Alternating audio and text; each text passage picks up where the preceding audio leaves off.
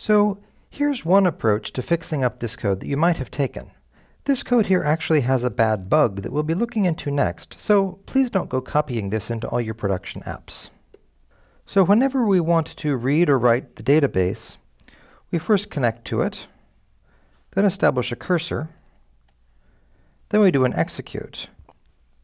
In the case of getAllPosts, we execute a select statement, and then we fetch all the results and reformat them into the dictionary that our code expects.